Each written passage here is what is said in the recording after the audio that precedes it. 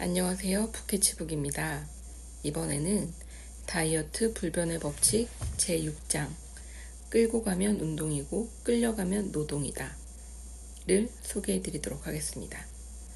지나치게 강한 운동에 몸이 끌려가면 그것은 노동이 된다. 몸이 끌려다니면 노동이라는 말이다.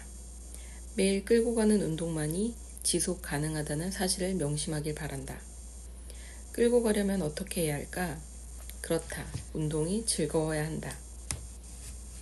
심장이 강할수록 수명은 길어진다. 살을 빼기 위해 해병대 캠프와 같은 지옥 훈련에 입소하는 사람들이 있다. 그러나 이것은 완전히 틀린 방법이다. 살을 뺀다는 것은 마치 이솝우화의 해와 바람 이야기와 같다. 해와 바람에 나그네 옷 벗기기 시한 말이다. 바람이 세차게 불수록 나그네는 옷을 여미지만 바람에도 꿈쩍었던 나그네가 따뜻한 햇빛이 내리시자 외투를 훌렁 벗었다라는 이야기 말이다. 당신은 몸을 완전히 편한 상태로 이완시켜야 한다. 그러니까 자연의 상태로 돌려놓아야 한다는 말이다. 그리고 몸이 말하는 소리를 듣고 몸을 도와주기만 하면 된다. 해병대 캠프처럼 혹독한 훈련으로 살을 빼려 하면 몸은 강하게 저항한다. 100조 개의 세포들이 비상사태에 들어간다. 훈련의 강도가 높을수록 식욕도 불타오르게 되어 있다. 당신은 몸에 손을 잡고 천천히 산책을 하듯이 운동을 하길 바란다. 당신의 몸을 끌고 자연으로 인도하면 그만이다. 지나치게 강한 운동에 몸이 끌려가면 그것은 노동이 된다. 몸이 끌려다니면 노동이라는 말이다. 매일 끌고 가는 운동만이 지속 가능하다는 사실을 명심하기 바란다. 끌고 가려면 어떻게 해야 할까? 그렇다. 운동이 즐거워야 한다. 즐거운 운동의 형태는 수영, 테니스, 줄넘기, 가벼운 조깅, 자전거 타기, 그리고 활기차게 걷기 등 많다. 원한다면 스트레칭이나 요가를 할 수도 있다. 당신이 좋아해서 매일 할 수 있는 것을 선택하시라. 좋아하지 않는 운동을 억지로 한다면 당신은 지속할 수 없다. 노동이 되기 때문이다. 당신이 자전거 타기를 좋아한다면 그렇게 하시라. 자전거를 억지로 타는 사람은 없을 것이다. 그것은 지속 가능한 운동이다. 평생 자전거를 타면서 아름다운 몸매를 유지할 수 있기 때문이다. 운동은 호흡과 순환계통을 자극한다. 운동을 하면 신선한 산소를 포함한 혈액이 온몸 구석구석까지 순환하게 된다. 심장은 근육으로 만들어진 조직이다. 당연히 팔 근육이나 다리 근육과 마찬가지로 사용하지 않으면 노화된다. 매일같이 어느 정도 심장을 뛰게 할 수 있는 무언가를 하라는 것이다. 밖으로 나가 몸을 덥게 하고 땀을 흘리도록 하라. 운동 없이는 어떤 다이어트도 큰 효과를 거둘 수 없다. 물론 운동은 보조 역할이다. 음식이 90%라면 운동은 10% 정도다. 그러나 생각해 보시라. 아궁이에 불을 떼는데 바람이 없으면 되겠는가 말이다. 당연히 장작은 젖은 장작, 고기와 공장 음식이 아니라 마른 장작, 과일과 채소를 넣어야 한다. 하지만 부채로 바람을 넣어주지 않으면 장작은 서서히 꺼질 것이다. 비록 10%라고 하더라도 운동이 없으면 음식도 효력을 발휘할 수 없다. 앞에서 산소 21%, 질소 78%, 기타 1%로 공기가 구성되어 있다고 말했다. 만일 1%의 기타 요소들이 없어진다면 지구는 엄청난 혼란에 휩싸일 것이 뻔하다. 모든 것은 균형을 맞추어야 하기 때문이다. 당신이 매일 5시간씩 지옥 훈련을 하듯이 운동을 하고 있다면 당신은 틀렸다. 그것은 마치 산소를 50%로 확장시키는 것과 똑같다. 그 좋다는 산소도 지구 대기 중에서 50%가 되면 인간은 모두 사망이다. 당장은 몰라도 얼마 지나지 않아서 몸의 균형이 무너질 것은 아궁이의 불처럼 확연하지 않은가. 집에 운동기구를 소유하고 있는 사람도 많다. 아령, 훌라후프, 운동용 자전거 등 어떤 운동기구라도 좋다. 그러나 이것만은 실천해 주기를 바란다. 하루에 해야 할 최소한의 운동량은 채우라는 것이다. 그 최소한의 운동량은 30분간 활기차게 걷는 것이다. 이것은 정말 최소량이다. 더 많이 하면 좋겠지만 최소한 30분간 활기차게 걸으면 다이어트 불변의 법칙의 효과를 극대화할 수 있다. 이상적인 시간은 이른 아침이다. 그때가 공기도 가장 신선하고 우리의 몸도 역시 깨어있는 시간이다. 이른 시간에 우리 몸은 운동을 최대 한도로 활용할 수 있기 때문에 신체적으로나 심리적으로나 많은 이로움이 있다. 내일이 기말고사인데 TV 앞에 멍하니 앉아있을 때가 있지 않은가? 어떤 기분이 드시는가? 고통스러운 시험을 잊고 있으니 행복할까? 오히려 그 반대다. 눈은 TV를 보고 있지만 마음은 항상 불안할 것이다. 불행하게도 운동을 귀찮아하는 사람들도 아주 많다. 운동을 해야 한다고 생각하면서도 운동을 하지 않으면 부정적인 기분이 생긴다. 그것은 에너지를 고갈시킨다. 운동에 대해 생각할 때마다 매일 이런 기분이 생기는 것이다. 만약 운동을 아직 하지 않았다면 자신에게 이렇게 말할 것이다. 오늘 아직 운동을 하지 못했군. 그런데 이따가도 하지 못할 것 같아. 그러니 내일 해야지. 그렇게 말하면서도 죄책감에서 벗어나지 못한다. 그러나 아침에 일어나서 운동을 먼저 한다면 그래, 난 벌써 운동을 했어. 이런 기분이 들 것이다. 이렇듯 자신을 긍정적인 기분의 상태로 몰아간다. 그리고 이런 기분은 삶의 다른 영역까지 확산된다. 모든 것이 강화된다. 일단 아침마다 운동하는 습관이 들기만 하면 하루를 건너뛸 때 실망감마저 느끼게 되는 것이다. 그 좋은 것을 못했으니 말이다. 나 또한 뚱뚱한 사람들이 전형적으로 가지고 있는 운동에 대한 거부감이 있었다. 그래서 매일 아침 운동을 하도록 나 자신을 엄격히 통제해야만 했다. 아침에 일어나 어린아이와 같은 생각으로 난 그동안 참 잘해왔어. 그러니 하루 정도는 빼먹어도 상관없지 뭐. 같은 태도를 가졌었다. 일주일에 3일만 운동하라고 하는 의사들도 있잖아. 라고 생각한 날들도 있었다. 혼잣말로 그러면서도 내심 붉어져 나온 뱃살을 보며 불안한 마음을 감출 수 없었다. 나는 다시 운동복을 걸치고 운동할 준비를 했다. 16km를 달리기 위해 자전거에 올라타면서도 내 마음 한쪽에서는 그 일을 그만두라고 속삭이는 것 같았다. 그러나 점점 몸이 날씬해지면서 나는 더 날씬해지고 싶었고 마침내 나는 성공했다. 이제 나는 기대감으로 아침 운동을 기다린다. 시작한 지 한 달 후에 모든 것이 변했다. 내가 규칙적인 운동을 처음 했을 때는 가만히 쉬고 있을 때 심장 박도수가 1분에 72번이었다. 한 달 후에 그것은 54번으로 줄었다. 한 달 만에 나는 내 심장의 기능을 1분에 18번의 박동수만큼이나 강화시켰다. 하루에 25,000번 이상 심장 박동수가 줄어든 것이다. 그것은 1년으로 환산하면 수백만 번의 심장 박동수가 줄어든 것이다. 나는 지금 장수에 대해 말하고 있는 것이다. 1년에 수백만 번의 박동수를 줄이면 심장의 부담이 그만큼 줄어든다. 따라서 수명이 길어질 수밖에 없다. 흥분되는 일이다. 운동은 내게 즐거움이 되었을 뿐만 아니라 장수의 가능성도 심어주었다. 음식을 바꾸고 규칙적인 운동을 했기 때문에 체중이 줄었고 그것을 계속해서 유지할 수 있었다는 것은 의심할 여지가 없다. 당신의 일상생활에서 운동을 빠뜨리는 실수를 범하지 않기를 바란다. 이 법칙의 궁극적인 성공은 그것에 달려있다.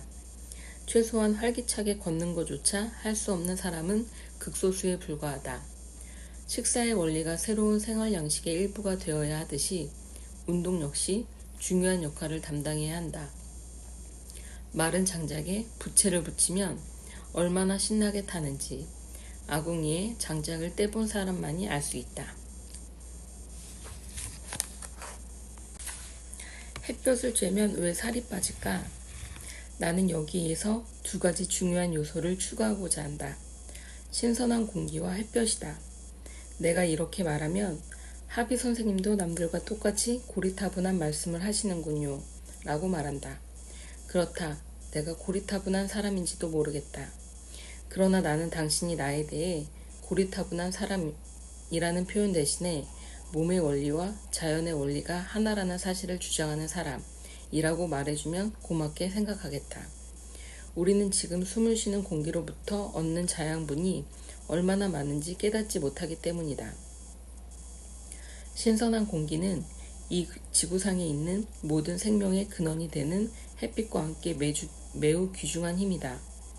행복이 먼 곳에 있지 않듯이 치유의 명약도 멀리 있는 것이 아니다. 당신은 무슨 풀뿌리 명약을 찾거나 석유의 부사물로 만들어지는 형형색색의 알약에 의지하면 절대 병을 치료할 수도 없고 살을 뺄 수도 없다. 우리 인간이 자연에서 온 것처럼 해답을 항상 자연에서 찾아야 한다. 신선한 공기를 마시고 햇볕을 자주 쬐면 몸속의 독소들이 아주 빨리 빠져나간다는 사실을 깨달아야 한다. 질병과 비만의 해결책들은 항상 당신 곁에 있다는 말이다. 숲이나 해변을 걷거나 시골길을 자전거로 달리면 신체적으로나 정서적으로 놀라운 일들이 일어난다. 잠잘 때 창문을 열어놓는 것도 아주 중요하다. 따뜻한 이불을 하나 더 덮더라도 잠자고 있는 동안 신선한 공기를 순환시키는 것이 매우 중요하다.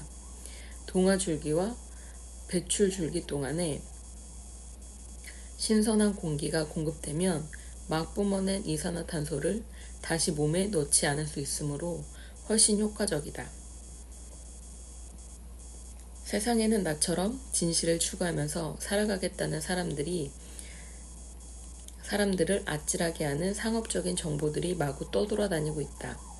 밖에 나갈 때는 반드시 자외선 차단제를 발라야 한다거나 선글라스를 써야 한다는 것이 그것이다. 햇빛이 위험하다는 어처구니 없는 정보다. 햇빛은 지구상에 있는 모든 생명의 원천이다. 이것은 절대로 잊어서는 안 되는 진실이다. 해가 없이는 생명도 없다. 우리는 햇볕의 도움으로 귀중한 영양분을 만들어낸다. 햇빛은 피부의 구멍을 열고 독소가 피부를 통해 나가도록 도와준다. 당연히 독소 제거와 다이어트에 필수적이다. 물론 어떤 것도 남용하면 위험해진다. 만약 당신이 머리를 물속에 담근 채로 오랫동안 있으면 당신은 물에 빠져 죽게 된다. 이 말이 물을 사용해서는 안 된다는 의미일까? 위험해질 가능성이 있는 것은 확실하다. 그러나 그렇다고 해서 물을 가까이 하지 말아야 한다는 뜻은 아니다. 햇빛도 위험 가능성이 있다. 너무 많은 물 때문에 물에 빠져 죽을 수 있듯이 햇볕을 너무 많이 쬐면 화상을 입을 수 있다. 그러나 우리 호모사피엔스는 강한 햇볕에서 살아남는 방법을 찾아냈다. 그것은 무엇인가? 바로 나무 그늘로 피신하는 방법이다. 또 웃는 소리가 들린다. 그러나 잘 생각해 보시라. 모든 야생동물이 자기 나름대로 더위에서 피신하는 방법이 있듯이 인간은 나무 그늘로 피신하는 방법을 통해서 강한 햇볕과 타협을 하면서 진화해 왔다. 가능하면 화학적 방법, 자외선 차단제를 바르는 등을 사용하지 말고 물리적 방법, 모자나 양산을 쓰는 등을 선택하시라. 햇볕을 남용하라는 말이 아니다. 그것을 이용하시라. 살을 태우는 로션이나 자외선 차단제는 권장하고 싶지 않다. 자외선과 적외선을 차단하는 상업용 화장품을 사용하기보다는 천천히 햇볕에 대한 내성을 기르는 것이 훨씬 더 좋다. 이 상업용 약품과 화장품들은 독소와 지방을 몸 밖으로 빼내는 작용도 방해한다. 반드시 기억해 주길 바란다. 햇빛은 우리를 섹시하게 태워줄 뿐만 아니라 온몸에 활력도 불어 넣어준다는 사실이다. 그래도 그런 상업용 제품을 사용해야 한다면 화학 성분이 들어있는 것은 피해야 한다. 할 수 있다면 매일 혹은 가능한 한 자주 30분 이상 햇볕을 쬐길 바란다. 아침이면 더 좋다. 축 늘어진 피부가 아니라 건강한 피부를 원한다면 해 앞에 당당히 나서라. 당신의 피부가 적응할 때까지 약간의 시간은 걸릴 것이다. 그 시간만 지나면 당신의 피부는 달라질 것이다. 그 피부 아래 숨어 있는 당신의 몸도 살려낼 것이다. 다이어트를 완성하는 데 있어 운동, 신선한 공기와 햇빛이 중대한 역할을 하는 것은 확실하다. 마지막으로 한 가지가 더 있다. 그것은 외부에 있지 않고 내부에 있다. 시작하기만 하면 된다. 그것은 생각한 대로 된다는 믿음이다. 뚱뚱하다고 생각하면 뚱뚱해지는 이유. 현대의 의학이나 영양학은 다분히 상업적이다. 그래서 그들은 인간의 정신과 몸을 분리한 다음 몸에 관해서만 얘기한다. 왜냐하면 정신은 상업적인 가치가 별로 없기 때문이다. 그들은 우리의 정신을 통제하기 힘든 것이라고 말하기도 한다. 그것이 사실이든 아니든 상관없다. 그러나 이것만은 확실하다. 긍정적인 사고방식은 건강에 아무런 피해도 주지 않는다는 사실이다. 긍정적인 사고가 다이어트와 건강에 엄청난 도움이 된다고 나는 확신한다. 이에 공감하는 의학자들도 물론 셀 수 없이 많다. 노만 쿠진스 박사는 그의 베스트셀러 질병의 해부학에서 자신의 많은 성과는 모든 상황을 긍정적인 시각으로 보는 자세에서 시작됐다고 말했다. 하버드 의과대학 심장병학 교수인 허버트 벤슨 박사는 이완적 반응을 넘어 라는 책에서 마음의 힘만으로도 몸을 물리적으로 바꿀 수 있는 강력한 사례들을 제시했다. 나는 앞에서 인간의 몸이 상상하기 힘들 정도로 정확하고 지혜롭다고 말한 바 있다. 또한 우리의 믿음이 다이어트와 건강에 엄청난 역할을 수행한다고 언급했었다. 당신이 무엇을 할 수 있다고 진정으로 믿으면 당신은 그것을 할 수 있다는 말이다. 우리 몸을 구성하는 100조 개의 모든 세포는 생명으로 가득 차 있고 엄청난 지능을 가지고 있다. 각각의 세포는 명령을 기다리고 있는 군대의 병사와 같다. 우리는 지속적으로 메시지나 명령을 세포에 전하고 있으며 세포들은 그 명령들을 부지런히 수행하고 있다. 우리는 얼마든지 우리가 원하는 것을 세포에게 지시할 수 있다. 몸은 마음이 원하기만 하면 좋은 결과를 가져다 준다. 마음은 지속적으로 몸의 상태를 평가한다. 우리는 몸에 대한 사고방식을 바꿈으로써 우리 몸의 형태를 얼마든지 바꿀 수 있다. 우리의 정신은 우리 몸에 계속적으로 메시지를 전달한다. 이 메시지들은 긍정적일 수도 있고 부정적일 수도 있다. 우리는 체중을 줄이고 건강을 향상시키는 데 도움이 되는 정신을 마음대로 사용할 수 있다. 따라서 건강해지기 위해서는 스스로 건강하다고 믿기 시작해야 한다. 체중을 줄이기 위해서는 그렇게 할 수 있다는 믿음으로 시작해야 한다. 우리의 세포는 우리의 지시를 기다리고 있다. 예를 들어 당신이 거울을 보고 자신에게 나는 정말 뚱뚱해 라고 말하면 당신은 자신의 몸에다가 스스로를 뚱뚱하게 하는 메시지를 무의식적으로 전하고 있는 것이다. 그것은 비만을 유지하라고 세포에게 내린 명령인 것이다. 자신의 다리가 뚱뚱하거나 보기 흉하다고 스스로에게 반복적으로 말하는 것은 그 상태를 유지하라고 지시하는 역할만을 할 뿐이다. 놀라운 것은 세포는 자동적으로 맨 마지막 지시에 복종한다는 것이다.